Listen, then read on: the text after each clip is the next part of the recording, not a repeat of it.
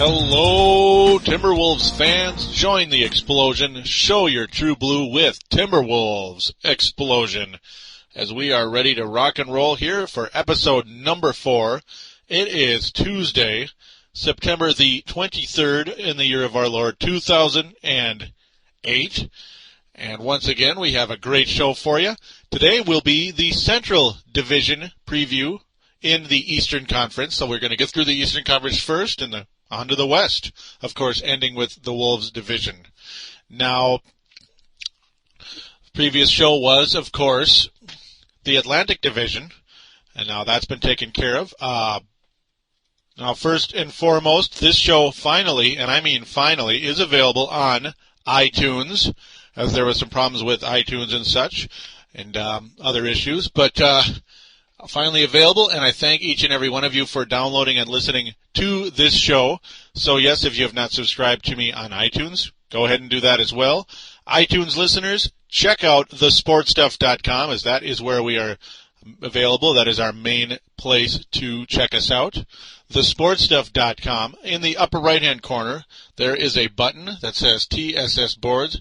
Do click on that, where you will be prompted to sign up for the message boards here on thesportstuff.com. It is 100% free and 100% fun, as you can interact with me and other members of thesportstuff.com. There are multiple podcasts. Of course, there are over 200 members now of the show, of the site, and you can interact with them. Of course, the podcast section are where the Timberwolves Explosion polls will take place. You will see the name of all the shows there, and of course, click on whichever show you prefer to talk about on the message boards.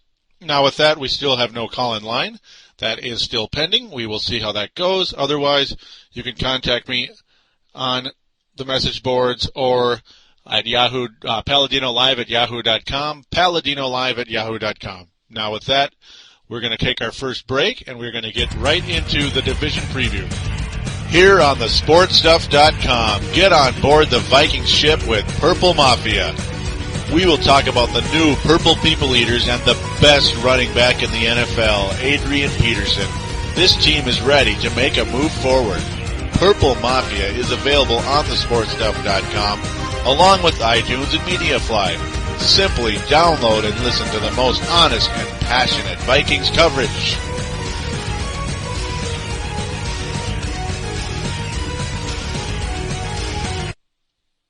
And we are back here on Timberwolves Explosion. The commercial you just heard was the podcast Purple Mafia. That is my Minnesota Vikings podcast. It is doing very, very well. Of course, last week the ratings took a hit because episode 3 of Timberwolves Explosion for some reason was uploaded on there. So just throwing that out there. All right. Now that I got that taken care of, we will now get into the Eastern Conference Central Division, and we are going to mostly preview the teams in the order that they finished last season. Detroit, Cleveland, Indiana, Chicago, Milwaukee. That is the order. And now we start with the Detroit Pistons. Now they did no major moves. There was lots of talk that the Detroit Pistons would quite possibly clean house, or at least trade people like, Tayshaun Prince was on the block, Rasheed Wallace was on the block, Chauncey Billups, there's even a possibility that he was on the block. But they're all still in Detroit. They are all there still. Well, with that, Chauncey Billups had some problems in the postseason last year. From all indications are that he is healthy and ready to rock and roll. Chauncey Billups, the all-star point guard of the Detroit Pistons, who averaged 17 points and about 7 assists last year, a player that I really am fond of very much. And Timberwolves fans, of course, missed out big time with him when he was here for 2 years and just bolted after he had an opt-out clause after his second season. That was quite disappointing. But, these Detroit Pistons are still intact. They finished 59-23 last season, of course, winning the Central Division. There's Kwame Brown is a member of this team now, which I'm not sure what the point is. But, he was with the Memphis Grizzlies and the Lakers last year, a part of the famous Pau Gasol trade when he went to the Grizzlies. Of course, a free agent because he was salary cap relief for Memphis, so not too bad there in that front. Kwame Brown. a member of the Pistons. At about $4 million a year, as on hoopshype.com, where you can check out salaries, and $4 million a year this year, and a player option next year for $4.1 million. Why the $4 million figure? I'm not sure, but hey, you know what? It's better than the $9 million he was making the previous year. So be it. That's how we stand there. Rasheed Wallace is coming off the books at the end of the year, $13.6 million this year. Billups is still inked for quite a while, so that's probably another reason why he wouldn't be traded. He's signed up for about another 4 years. You have McDyess for another 2 years at $6.8 million. Tayshaun Prince, very expensive but very valuable. He signed for the next 3 years. Of course, starting next year is the first year of that dealie. Rodney Stuckey emerged nicely last season. I mean, at first I was like, who the heck is this guy? When the Wolves, when he started against the Wolves last year, late in the season, a very depleted Pistons roster, still managed to beat the Wolves, which is embarrassing. His averages last year, in the regular season, Stuckey that is, 7.7 points, 2.8 assists, but a significant increase in the playoffs when he had to replace Chauncey Billups for a few games with that hamstring injury. Chauncey Billups, of course, never the same in the postseason, and the Pistons were defeated by the Boston Celtics. A lot of people thought the Pistons were the kind of team that could knock out the Celtics because they had the ring and the Celtics had not. None of the players on the Celtics had playoff success. Pistons, of course, had with the Billups and crew. Rip Hamilton, of course, is still around, which is good news for the Pistons, of course. He is signed through the season after next. So 2 more years for him at about $10.5 million a year. And Hamilton's never really been a major injury factor. Thankfully for the Pistons, always consistent, but his numbers have declined the last 3 years. As 2 years ago, 20.1. Or 3 years ago, 20.1 points a game. 2 years ago, 19.8. And last year, 17.3. So a consistent drop, though the other numbers are all the same. The rebounds and assists have been pretty consistent. Assist numbers up, actually, last season. But, yeah, his games have declined somewhat. 80 games, 75 and 72, respectively. So a little bit of age creeping up on Rip Hamilton. He's about 30 years old. So be it. But, yeah, as I said, this team very much intact. Still, being they were a very high rank in the NBA. Not much to say in the rookie front other than Deron Washington and Walter Sharp. Deron Washington, a late pick in the second round from Virginia Tech. And Walter Sharp acquired from the Oklahoma City Thunder. He was the second pick in the second round. So he has a chance to do something. 6'9" forward from UAB. And now we are going to quickly move on to, real quick. There's a couple more bits here. Rasheed Wallace, still a member of the team, as well as there was lots of talk about him getting traded in the offseason because he's Rasheed Wallace. There's always problems. And, of course, he's aging. He's very expensive. As he is signed. He is coming off the books. That's probably one of the main reasons to keep him around. So the Pistons hopefully are going to try to go a little bit younger, as Rodney Stuckey is the only real young guy on this roster. Lindsey Hunter's ancient. He's still there. And Rasheed Wallace, though, has always been healthy. At least the last several years he has. 80 games, 75 games, 77. So, yeah, not much of an injury factor with him either. The Pistons have been a pretty healthy team the last several years. That is why they have stayed good. But to be honest with you, I'm not really sure if they're going to win the division this year, as I do believe the team I'm about to get into, the Cleveland Cavaliers, have made enough of an improvement in the offseason. And, of course, LeBron James is a year older and wiser. I think the Cleveland Cavaliers are going to win the Central Division this year. Now, that would take quite a jump, of course, as Cleveland Cavaliers only won 45 games last year, 45 and 37, so about 14 games behind the Detroit Pistons, but I don't think the Pistons are going to win 59 games again. I just don't see it. Now, of course, the big trade with the Milwaukee Bucks and the Oklahoma City Thunder, now that we can call them that, yuck, terrible logo. We'll get more into them when it's that division, our division. Oh, what a bad logo. But yeah, Mo Williams. Mo Williams acquired from the Milwaukee Bucks, and fantastic trade for the Cleveland Cavaliers. Didn't really have to give up all too much. A lot of the spare parts from that Ben Wallace trade last year are now gone. Wally Szczerbiak still in Cleveland. Joe Smith is now a member of the Oklahoma City Thunder. I'm sure he's real excited. But yeah, Mo Williams, what an addition. This is a guy who could potentially be the number 2 star in Cleveland. As LeBron James did not really have that. Zydrunas Ilgauskas, a nice player for the Cavaliers for many, many years now, since the mid-90s, early to mid-90s. But I don't know. He needs a talented guard, and they finally have that. I mean, Daniel Gibson is okay, but he's not that great. Delonte West is okay, but not that great. Mo Williams averaging 17 points and about 6.5 assists a game last year. He's even a pretty good rebounder for a point guard. Only 6'1", by the way. Yeah, averaging 3.5 rebounds a game last year. 2 years ago, 4.8 rebounds a game. So this guy can get it done. Absolutely. He can score with the best of them. An excellent three-point shooter, 38%.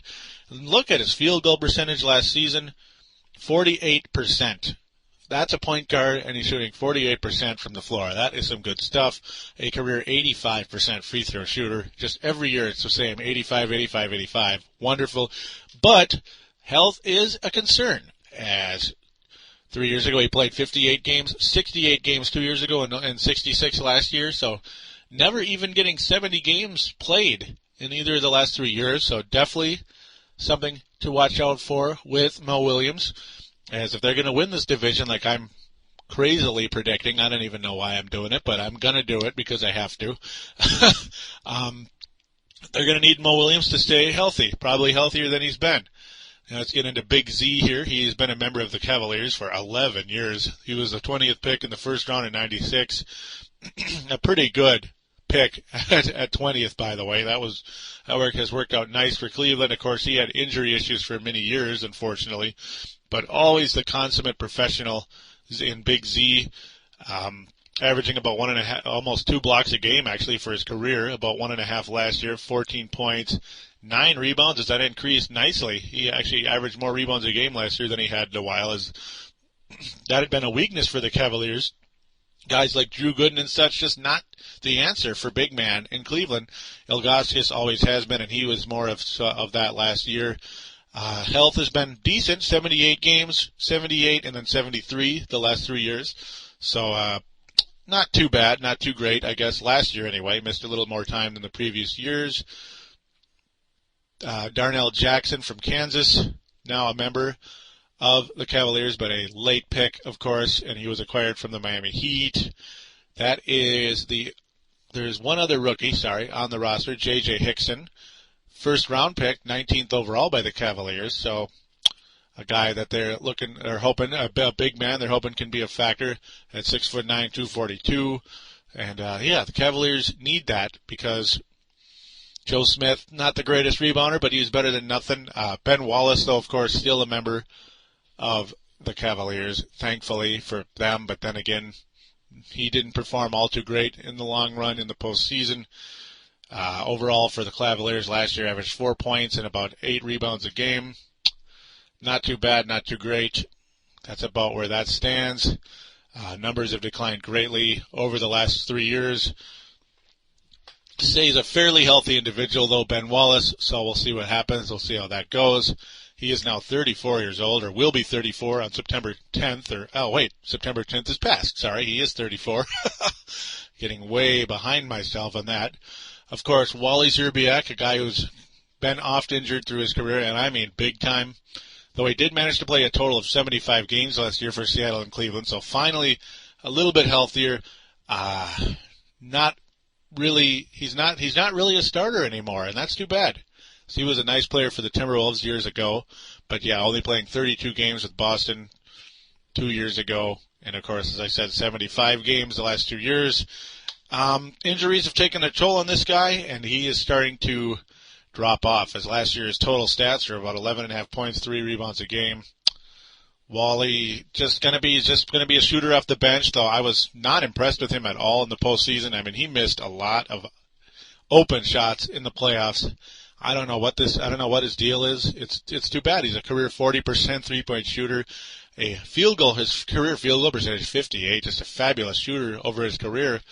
But the last couple of years, not been looking too good. Numbers have declined significantly across the board for Wally.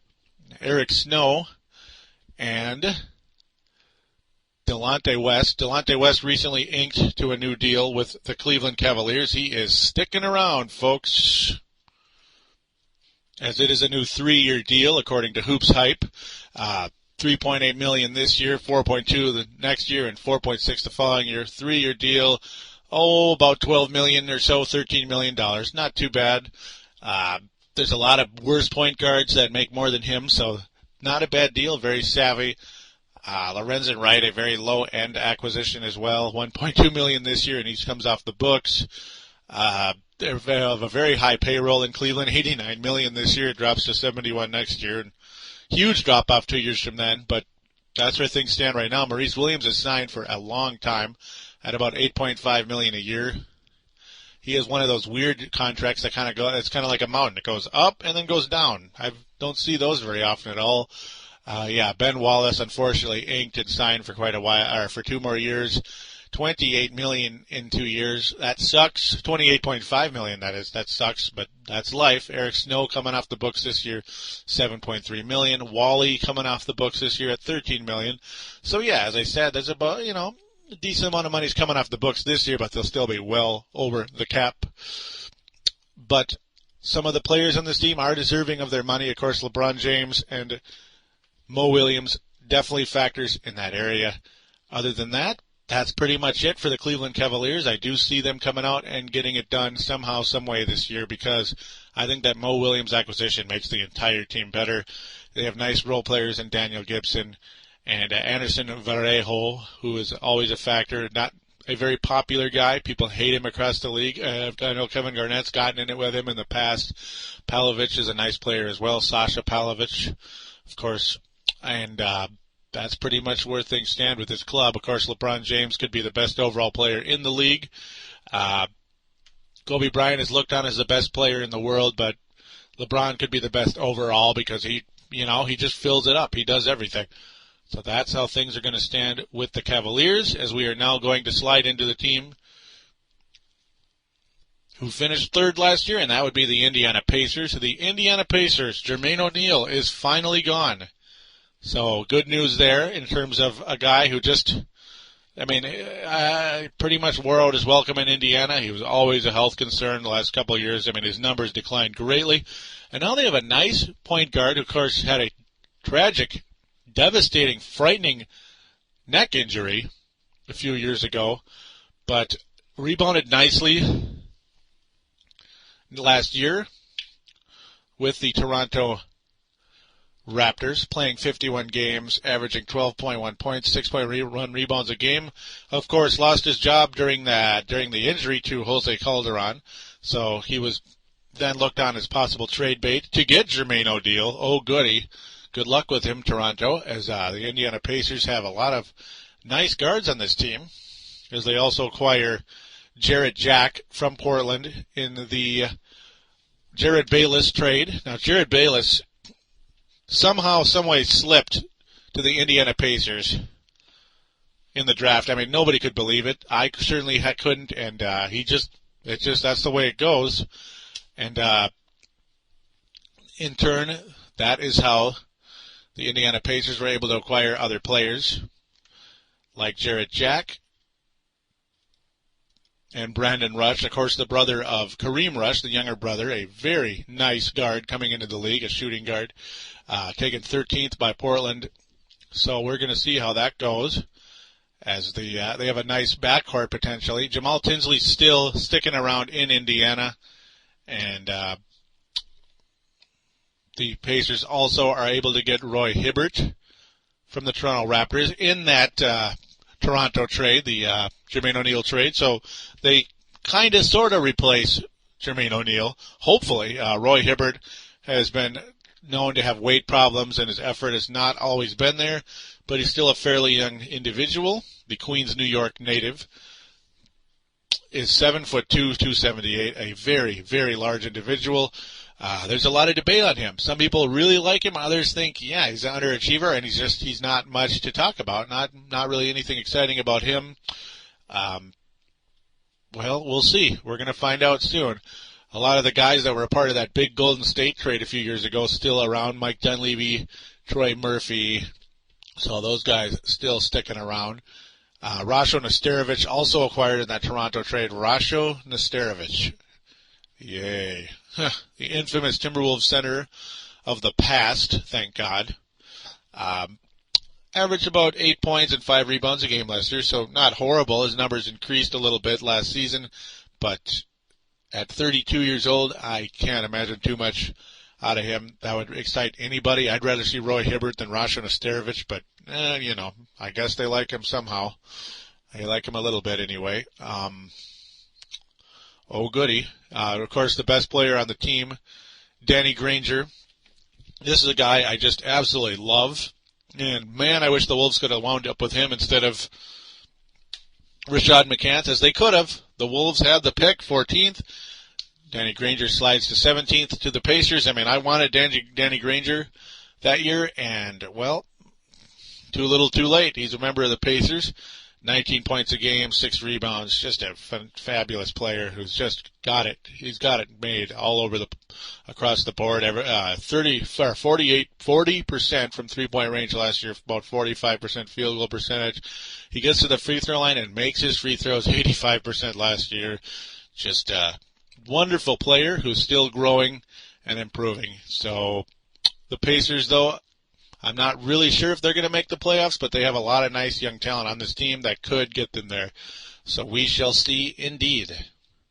As now it is time to slide to the team that finished 4th last year, the team that none of us could believe. I mean, I can't believe they slid as far as they did. 33-49, the Chicago Bulls, yet they still were in the playoff hunt last year, unbelievably. I mean, I don't know how they were. But they were for a while because the Eastern Conference is so bad. As, of course, the 37-win Atlanta Hawks made the playoffs, and we know what they did to Boston. They almost beat them, but they didn't, and that's what matters most. Now, anyhow, I'm kind of sliding off here. Chicago Bulls still have Ben Gordon, as there have been rumors all over the place of possible trades. Still have Kirk Heinrich, despite the fact the Bulls got the number 1 overall pick in the draft. A very fortunate bounce of the balls, as the Bulls are supposed to get the 9th pick and possibly wind up with, Brooke Lopez or something. That's probably what most people would have expected to go along with Joakim Noah. But they wound up with Derrick Rose. Derrick Rose, the guy I was pining for constantly, just praying to God that Wolves would somehow get the number 1 pick and wind up with him. Yeah, Derrick Rose is a Chicago Bull, despite the fact the Bulls have Kirk Heinrich. That's going to make things very interesting indeed. A lot of people shocked that the Bulls did not trade Kirk Heinrich or Ben Gordon. So you got a couple of lineup issues in that backcourt. Kirk Heinrich had a very down year last year, but he really stepped it up later in the season, mainly probably to save face, I'd say. But yeah, he dropping from 16 points, 6 assists a game 2 years ago to 11.5 and 6 assists. I don't know what happened. His field goal percentage dropped about 4 points. 3-point percentage dropped to 7%. That is horrible. Still made his free throws 83%. That's great. But Kirk Heinrich, I'm hard to say. I mean, hard to know what to expect from him next year. Though sense would say that he's going to step it up and be better this year. He's going to have to, because Derrick Rose is going to be a big-time player for the Chicago Bulls. Of course, the star of Memphis in the Final Four last season. Phenomenal run for him, though that came short in the end when they lost to Kansas. Tyrese Thomas, still a member of the Chicago Bulls, of course. Some people would like the Wolves to get him, but, he's going to stay in Chicago for now. A very athletic guy, but a lot of people would say has underachieved greatly. 4th overall pick by the Bulls, has only averaged about 7 points and 4.5 rebounds a game. And 1 block a game, though. He's had some games where he'll go out there and block 5 or 6 shots because of his athleticism. Drew Gooden and Larry Hughes acquired from Cleveland in that icky, yucky Ben Wallace trade. Bulls fans thrilled that Ben Wallace is gone, and I don't blame him. Larry Hughes, played pretty well in Chicago. Nothing overwhelmingly great, though. Averaged about 29 minutes a game, 12 points, 3 rebounds, 3 assists, 1.5 steals. Kind of exact same numbers he had in Cleveland, really. Not much of a difference. Very poor shooter, 38%. Okay, three-point shooter at 35, but I don't know. Not much of an improvement. It's not like a change of scenery really helped Larry Hughes. He's probably not going to start in Chicago. I can't imagine he would with all these guards in Chicago. So that's how things go there. Joakim Noah, a guy a lot of Wolves fans wish the Wolves took instead of Corey Brewer, and I don't blame him. Numbers would not indicate how good this guy is. 6.5 points, 5.5 rebounds, about a block a game. But this guy, a very aggressive inside force who's got more talent than people give him credit. And I expect a solid increase from him this coming season. I'm sure many others do as well. Drew Gooden, don't like him. Think he's a weak player, though his numbers in Chicago significantly better than in Cleveland. He averaged about 14 points, 9.5 rebounds a game last year. And his blocks went from about half a block a game to 1.3. Of course, it was only 18 games, but everything improved for Drew Gooden in Chicago. So we'll see. We'll see if that lasts. I'm not all too optimistic about that. Luol Deng, a very valuable individual, still in Chicago, thankfully. 63 games played last year. He missed a little bit of time after a very healthy start to his career. 17 points, 6.5 rebounds a game. Just this guy can get it done. All cylinders of the game. You want this guy in there all the time. And I don't blame anybody for that. Andres Nocioni, very solid piece. A lot of people love him in Chicago. 13 points, 4 rebounds a game. Very valuable guy. He doesn't really stand out in any area, but he's a nice, solid professional. Kind of like he's like the Ryan Gomes of the Chicago Bulls. He's a steady guy that you want around on your team. He's a veteran. He's going to be about 29 here pretty quick. So there's your Chicago Bulls. I see them improving this year. I mean, how could they not? I just don't understand what happened to them last year, and I'm sure Brian Cush didn't either. If you listen to his shows, he was pretty irate last year, and I don't blame him at all. The salary situation in Chicago improved significantly after this year. They're about $63 million right now as their cap. It'll be $48 next year. Lots of team options with Tyrese Thomas, Joakim Noah, Safalasla, and Cedric Simmons. I can't say his name. Safalasha. There we go. Sorry. Of course, Ben Gordon coming off the books this year as well. Drew Gooden coming off the books. So there's going to have to be some decisions made, possible trades. Heinrich is signed for the next 4 years. Hughes, very expensive, $12.8 million, $13.6 next year, but then he's off the books by 2010. The Bulls definitely are going to be factors in the free agent market 2 years from now. There's no doubt about it, as will the Wolves. There's Andres Nocioni signed for the next 4 years. The 5th year is a team option. Luol Deng is inked for the next 6 years. So the Bulls just getting that done recently. Good job by them. You got to keep that guy around, and they did. Kirk Heinrich has a declining contract over 4 years. Those are rare. $10 million, $9.5, $9 million, $8. So we'll see. I mean, that can make him slightly more tradable because at least the salary doesn't go up. Unfortunately, yeah, long-term contract, not always the most exciting thing for anybody. And Derrick Rose, man, is his qualifying offer high in 2013, 2012. I mean, $9 million, and that's a rookie contract. Holy moly! I guess that's the pleasures of being a number 1 overall pick. Yeah, gotta love that. And now it's time to switch over to the northern neighbor of Chicago, Milwaukee, the team that finished last place last season in the Central Division of the Eastern Conference. And they were 26-56 last year.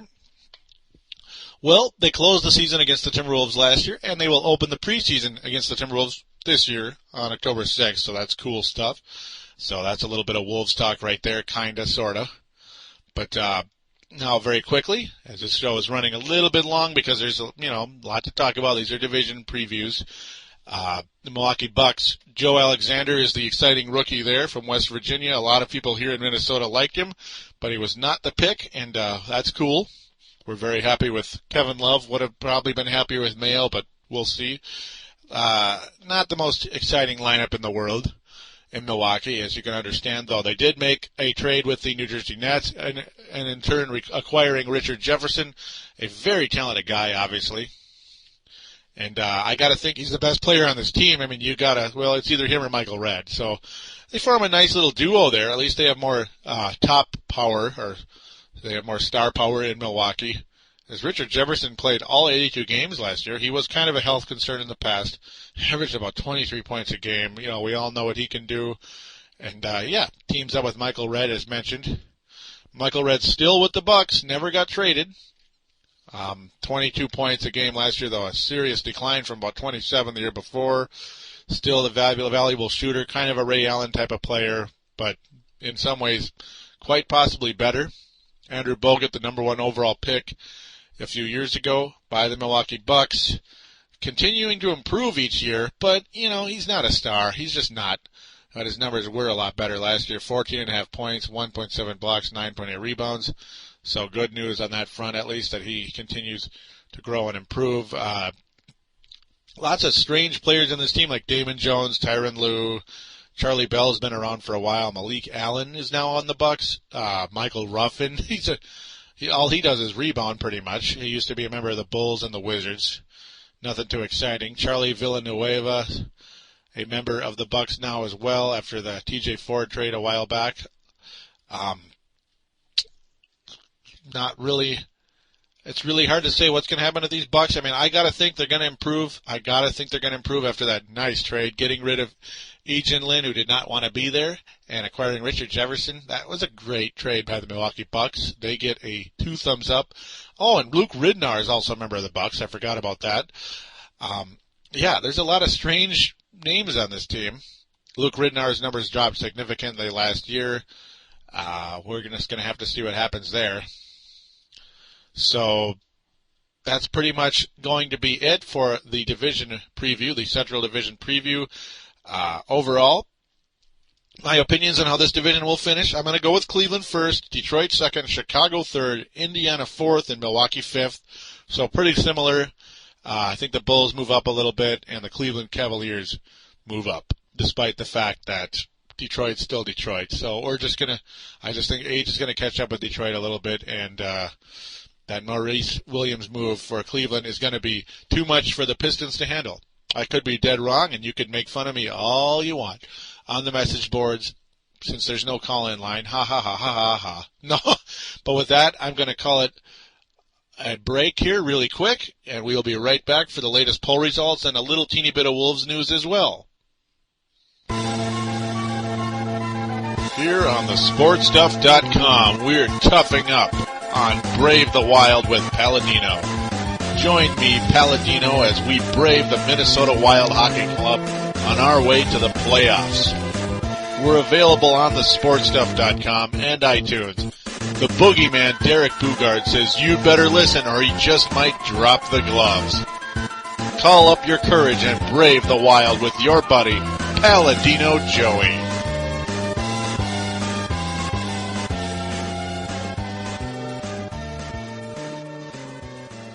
And we are back here on Timberwolves Explosion, episode number 4, as you know. Now, real quick, the episode or the commercial you just heard was Brave the Wild. That is my Minnesota Wild NHL podcast. Training camp is ongoing.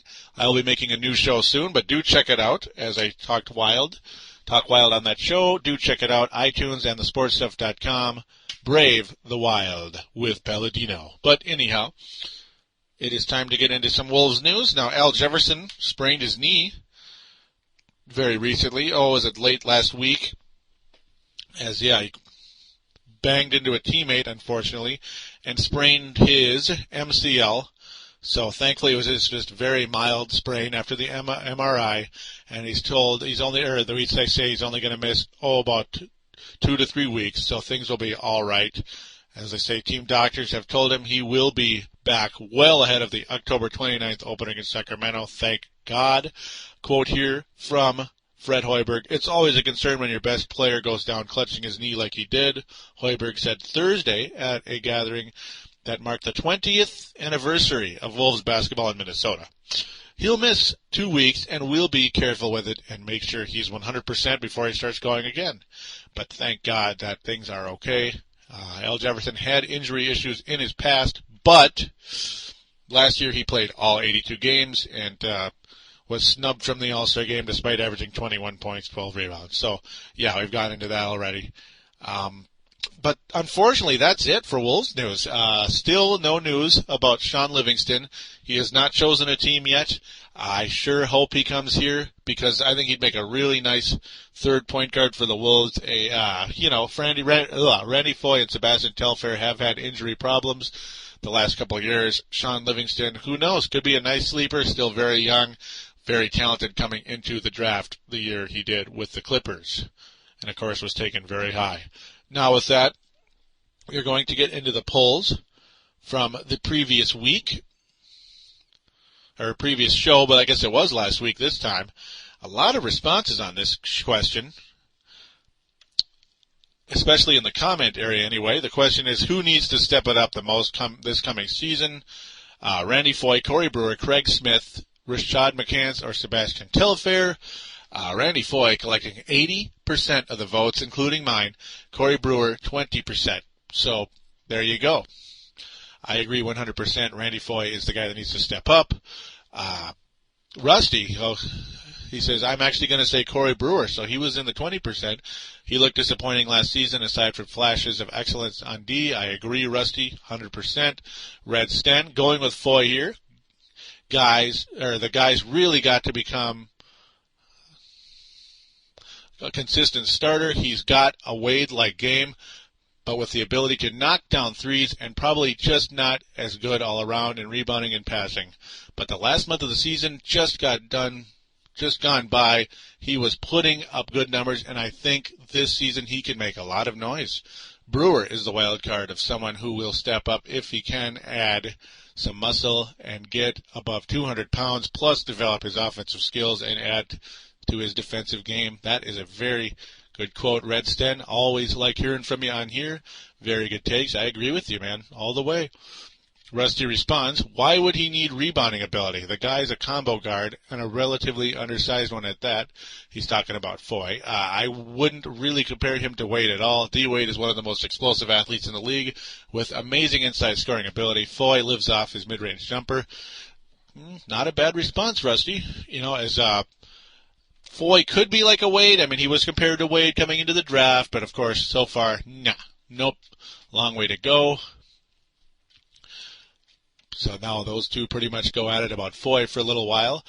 Q Dizzle, Wade's vertical is between 36 and 39 inches, while Foye's is only 32. Interesting. That makes sense. Rusty, poof, 39 German inches equals 40 regular inches, and then he's like, interesting. So pretty much a lot of discussion between these guys about Foye. After that, interesting thoughts, definitely, on that. I would pretty much, Foye's got some Wade-like talent, but he's not at Wade's talent overall, in my opinion. So that's why he needs to step it up. So now the newest question real quick. Who wins the Central Division in the Eastern Conference?